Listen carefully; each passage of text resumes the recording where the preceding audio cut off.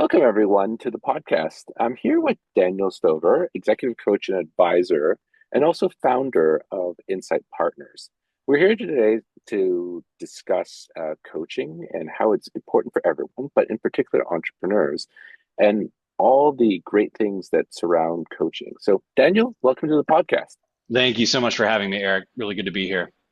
So, Daniel, I think one of the great things about speaking with you is that you have an extensive experience in coaching. So, do you want to kind of maybe give us a rundown of your history and your experience with Yeah, coaching? sure.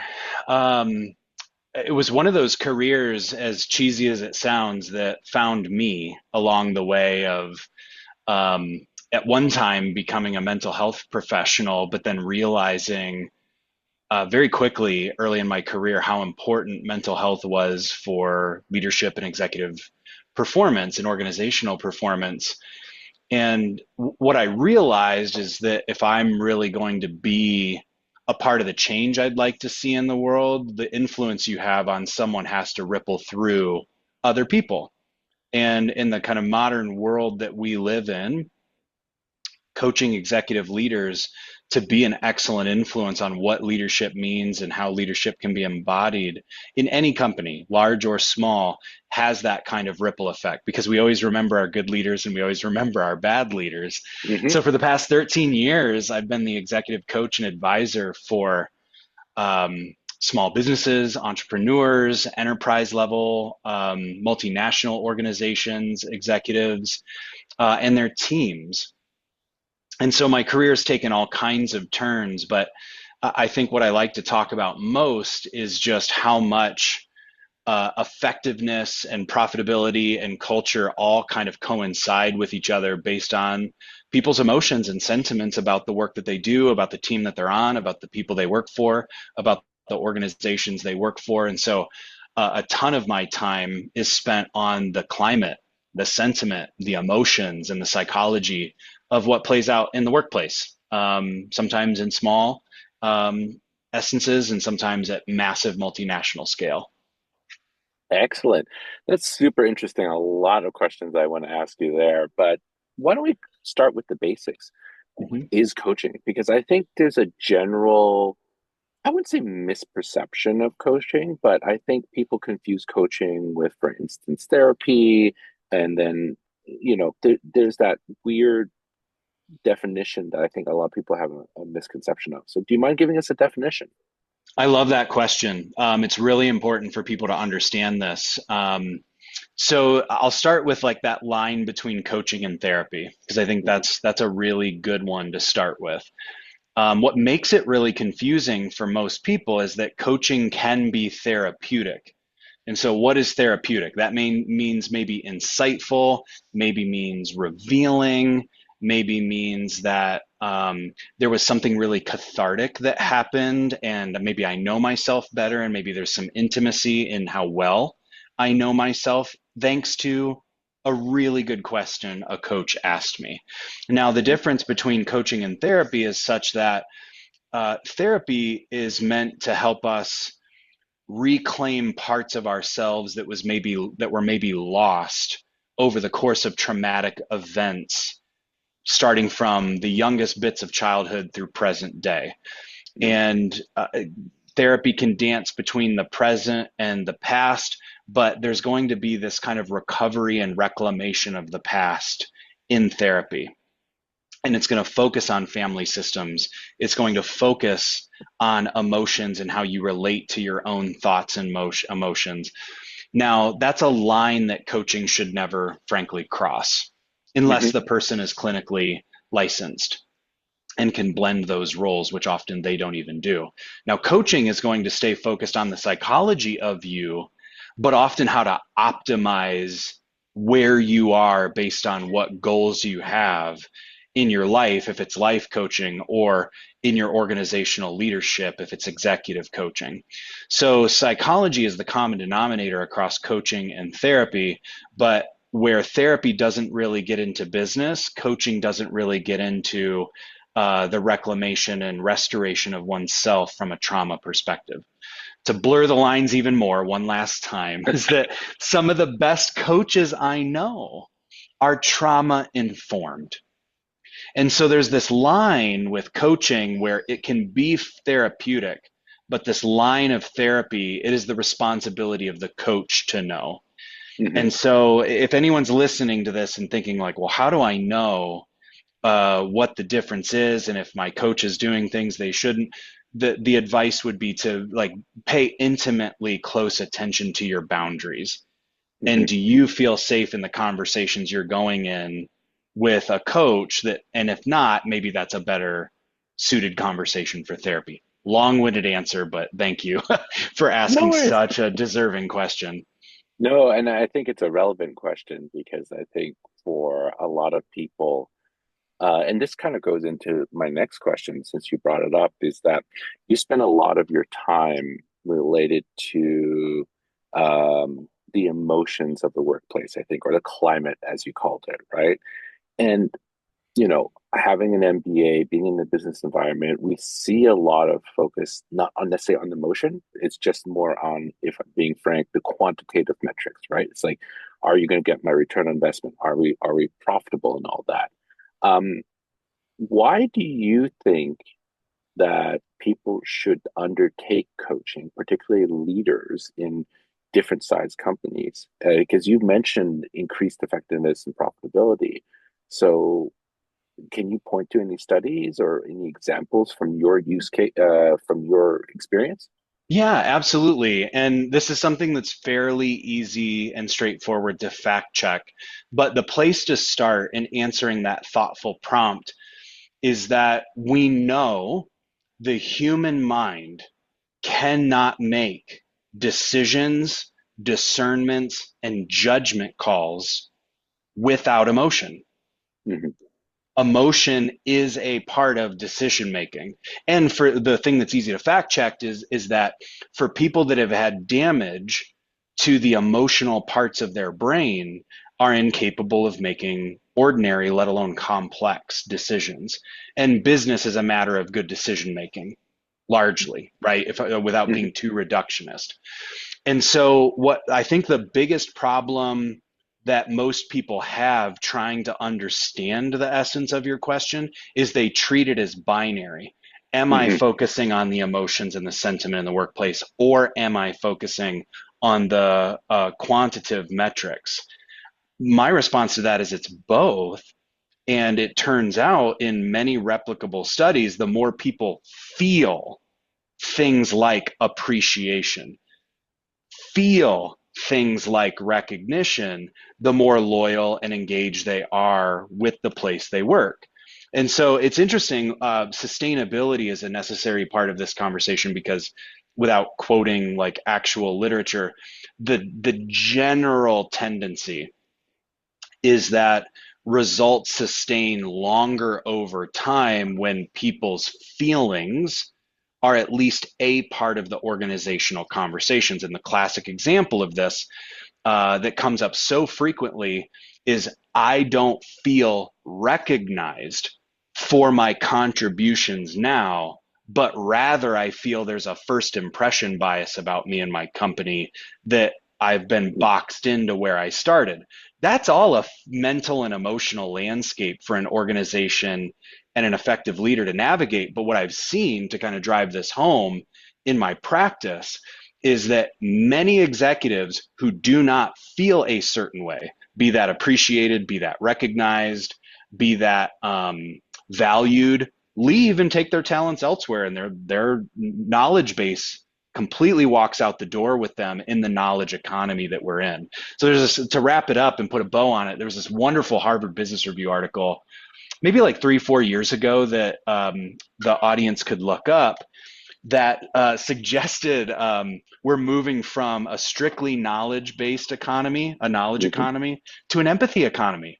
Because it turns out all the knowledge workers prefer to have some kind of empathizing with themselves in the workplace. And so it's like always measure your progress and success, but remember to have the conversations about the emotional climate too. Because usually when people don't feel well in their organization, it's like a lot of preventable mistakes that management or executive leadership are making that leave people feeling dismissed or forgotten about. I'm going to ask one question along this line of thought. So, we see, especially in the tech economy, in the Silicon Valley, we see this movement, I guess, away from, I think, what you termed or Harvard Business Review termed as the empathy economy, right? It seems to be a bit more, how do I say it, metrics driven, right? It's like it's like it's almost like the with us or against us, right? And I've worked both in the knowledge economy and in traditional, let's call it, businesses that are a bit more um, quantitative, like manufacturing, right? And I get the sense that it's a struggle right now to figure out which way we want to go because this empathy economy is very nuanced, if I'm being honest, right? For a lot of people. From your perspective, what do you think leaders or entrepreneurs need to take into account? Because I think a lot of the frameworks that we have in the economy, it's about emphasizing those functional things. It's like you need to get return on investment in 3 to 5 years. You need to focus on your profitability. And it's not necessarily about retaining workers, although we do have metrics on that concerning turnover, etc. How should those who are a bit more skeptical of that say, you know what, I've been profitable for X number of years, especially if I'm a continuing business. Why do I need to be empathetic with my organization? Yeah, that's such a thoughtful prompt again, Eric.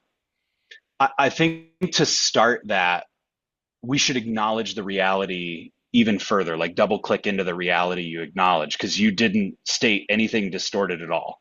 There are Mm-hmm. absolutely companies in manufacturing and tech that are more of the, I guess, in a contrast to empathy economy, you'd call them more ruthless in terms Yeah. of metrics, like ruthlessly pursuit of the quality metrics that meet their KPIs or OKRs or whatever they define.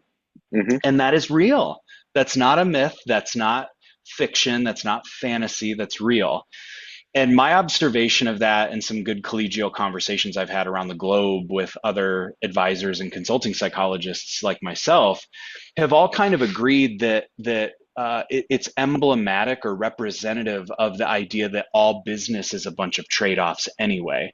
Meaning Mm-hmm. this, if you run a company that is a household name that can overpay people to the point they would never want to leave, you can kind of decide how you want to allocate your internal human capital and resources, Mm-hmm. right? Like that's a decision people make. And spending, everybody has to decide organizationally, individually, and interdepartmentally what kind of energy they're going to spend. And some decide to spend their energy on the ruthless pursuit of metrics. Others decide to spend their energy on the kind of culture and sentiment they want to build. And then the unicorns figure out the allocation and sweet spot between those two that work for their particular organization that still meet particular benchmarks within their industry. And it's a win-win-win across the board. I think those are a little more novel and the ones that we like the most. And I say we Mm-hmm. is because it's so um, optimistic and useful for everybody to participate in. Now, what I find so interesting about that prompt present day is like one variable I forgot to add is that like if you are a household name, if you are the dominant player in your industry and you have geopolitical support, Mm-hmm. there's this trend of like do whatever you want, CEO. Like the CEOs are Mm-hmm. kind of self-empowered to be however they want to be. Mm-hmm. That's all good until investor emotion comes into play. Mm. So Yeah. we're in a psychological stock market that is overwhelmingly divorced from fundamentals. So what do you expect? Like at some point, investors then turn on those CEOs who have maybe long been kind of ruthlessly in pursuit of metrics with their employees, but now they're outward facing to the world that way, and investors are picking up on it and emotionally backing out of those companies. So it's always a warning to people because I think conscious capitalism is catching on, albeit slowly. And I think people are understanding that CEOs that play fast, loose, ruthless, are egoic, can be a liability because they themselves are so emotionally reactive. So Hmm. this is kind of like a thought piece on the market at large, but I will say from specific experience, I have watched CEOs deliberately not care, love their employees being afraid of them as the primary emotional experience of work. And it eventually catches up with them because it's the CEO's own reactivity driving these sentiments. And eventually people turn on them. Hmm. Interesting. Again, I go down the path of remembering the old film from Oliver Stone, Wall Street, right? Yeah. And Gordon Gekko and Greed is Good. So even though I think I've seen interviews from Oliver Stone's like this was supposed to be, how Wall Street isn't necessarily the best player. And then it turned into like almost the anthem. So that's a whole other separate conversation, which we won't get into, right? But you mentioned something interesting, right? Because entrepreneurs, particularly if they're founder CEOs, right? They have this drive, they have this independence, right? It's usually very small teams. Maybe it's just themselves, maybe it's a couple of key founding members. And then they start growing the company, and they reach a plateau. So if I'm an entrepreneur and I'm in a growing, let's say, organization or startup or whatever we want to call it, how do I acknowledge or maybe find the right time to be coached, right? Because what you're saying, it's kind of like you almost have to flip a switch, or maybe you don't, and you can correct me if I'm wrong. Because I think when you go through an accelerator for a startup, when you go and start your own company, you're usually by yourself, right? And you don't have that bouncing back and forth. And then you end up finding like-minded people who are, for whatever reason, work with your personality. And then you get to a larger and larger state. That doesn't work. So when do people, particularly leaders, kind of like figure out when they need coaching and that it's okay, to be perfectly honest? Yeah, I'd like to answer that two ways because the way you started that question was so apropos to most growing organizations' experience. And then there's coaching, kind of as two Yeah, separate ideas. yeah. I had the luxury of being a coach who had a founding CEO that taught me how to think about the first part of that question. So Hmm. I am indebted with gratitude for a wonderful man named Joe for teaching me this. When he started his company, he told his two co-founders, "We will be successful when this gets too big for us to run, and we are no longer suited to run it anymore." He set that precedent immediately that success means we can't do it ourselves. And not in the sense of hiring more people, literally needing to hire people above them to run what they built. That Hmm. was the benchmark from the jump. And that taught me something so psychologically profound when you started to go toward like, how do you even start to acknowledge that? I'm kind of paraphrasing you, but there's this intimacy when you realize that success means you have to know when to let go Hmm. because it's gotten bigger than your competence or capacity or even just skill. And I've seen this with CFOs and CEOs the most. I guess COOs would be the trifecta that this applies to. There's a certain organizational size where it typically outgrows any or all three of those individuals, and they have to make a decision. Do they sell? Do they get acquired? Do they hire above themselves? All those very difficult decisions you have to make. But the emotional one you can get ahead of from the start, that you should be proud of yourself as an entrepreneur or a startup team if it's gotten bigger than you know how to run it. That's an Hmm. awesome accomplishment. And I think people see it the other way because they feel a lot of ways about that, like maybe I'm not good enough or imposter syndrome. It's like, no, it just may have gotten bigger than what you can run. And I'd be delighted if my company gets bigger than I can run it, right? So Hmm. then coinciding with that or separate from it, it's true what Marshall Goldsmith said and wrote a book on. what got you here won't get you there. And you could pick a milestone that applies to, and it will be true. You cannot remain competitive by doing the same things the same way in perpetuity. And what we know is psychological change is extremely difficult. So it's amazing the plethora of reasons like we get hired to respond to that very question, because sometimes the business outgrew the culture. Hmm. Meaning at one point at the beginning, everybody was like friends and happy hour buddies, and now it's so complex and needs so much formality. The adjustment period is catastrophic. Like people are Hmm. not adjusting to that cultural change. Other times we outgrew our strategy. We thought we had a good strategy. Now we're growing too fast. So we need help with from a coach, an advisor, a facilitator on developing a new strategy. And we need your help extracting it out of us because we have a blind spot of familiarity. We Hmm. keep doing what's familiar to us and we need someone from the outside to pull us through it. And then other times it's like reorgs are necessary. Like the way we've structured the internal essences of our business are no longer working for us. We need help and advice on how to navigate through an operational or structural change. And so I will say that like coaches aren't a one-stop shop for this. So if you're listening to this in the audience and you're thinking about like, oh, maybe Insight Partners could do all those things, maybe not. Like you really have to shop around for coaches and make sure they have a lot of experience in exactly the use case that you're looking for, even if it's outside of industry, because that can be advantageous. But you have to know yourself well enough. And I think this gets to the essence of your question.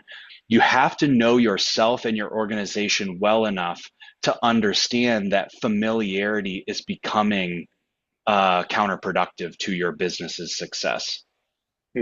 And introducing unfamiliar things typically comes from someone from the outside, including Hmm. how I hire people to support our business.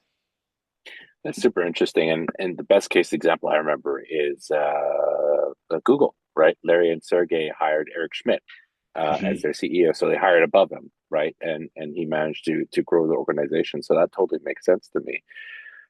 I mean, one of the interesting questions and viewpoints that I always hear, especially from leaders, whether they're entrepreneurial or in corporate, is that it gets lonely the higher you go, right? And having a coach is great, but we've seen a lot of plethora of, I'll call them support networks, right? Like Business Roundtable for CEOs, etc.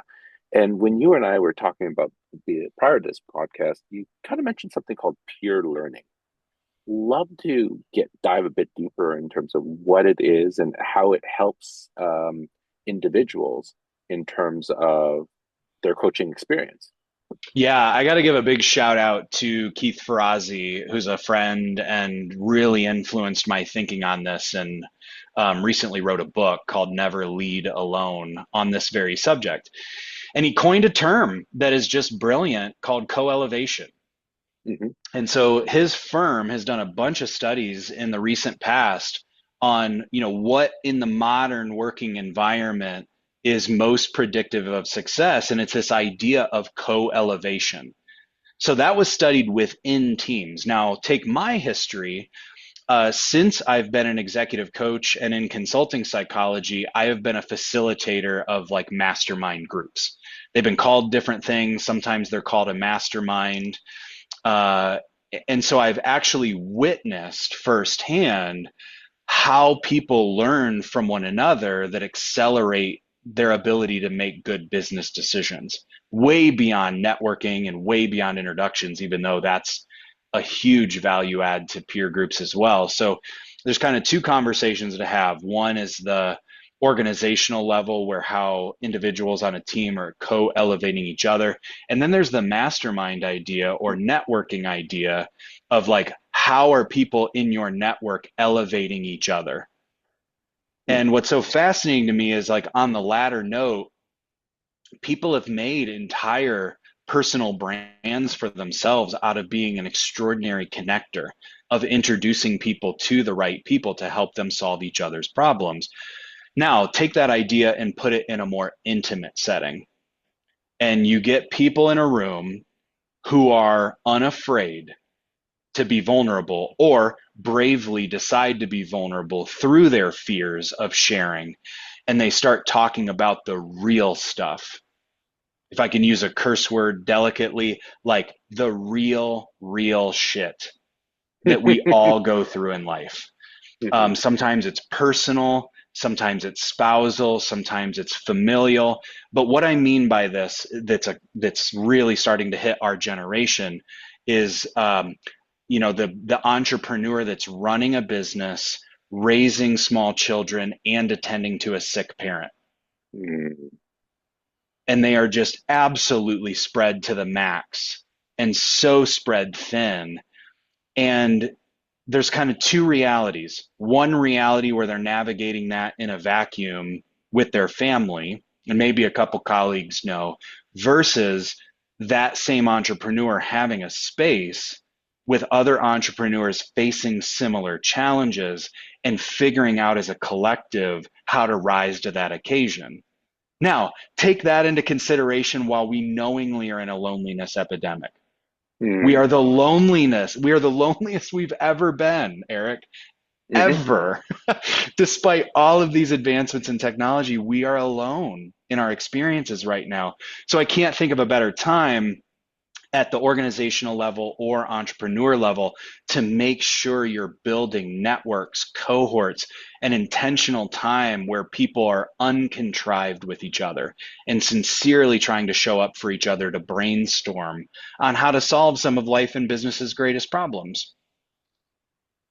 That's very interesting because I feel, again, going back to, I'll call it our historical, maybe faux pas, right? It's like, oh, I need to put like 110% of my waking hour into building my business, right? And what you're um, advocating is something where we are looking for actual dedicated time to almost take a step back and work with fellow entrepreneurs, leaders, and think through problems. It's almost like you have to slow down in order for you to speed up. Would you say that that's a fair assessment of like Yeah, mastermind groups or co-elevation? I wish I had your brevity, Eric. That was so spot on. I'm going long on all these, and you just nailed it in a nutshell. Yeah, that is the essence of it. We Excellent. um, we can either live our lives in solitude, stressed out over our circumstances, confused about what's in our control versus what's not, or we can be in relationship with other people, which is literally how we're psychologically and emotionally designed. We're designed to exist in relationship to other people, and we become different versions of ourselves based on who we're spending our time with.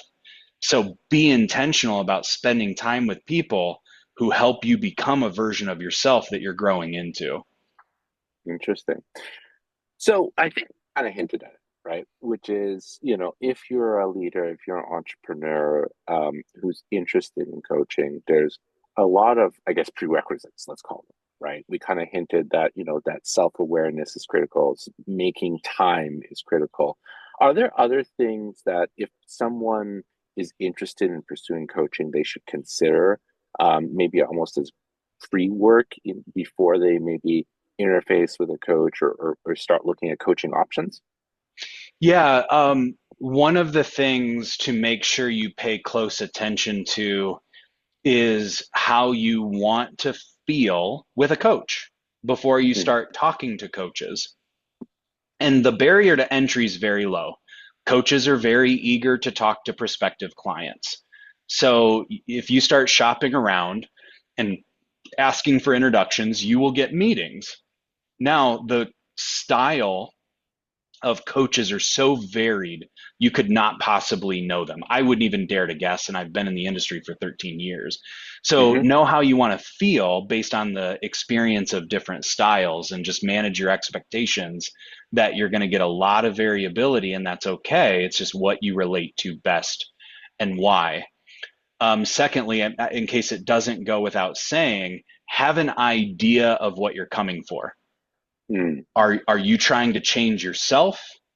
Are you trying to change other people? Are you trying to change your business?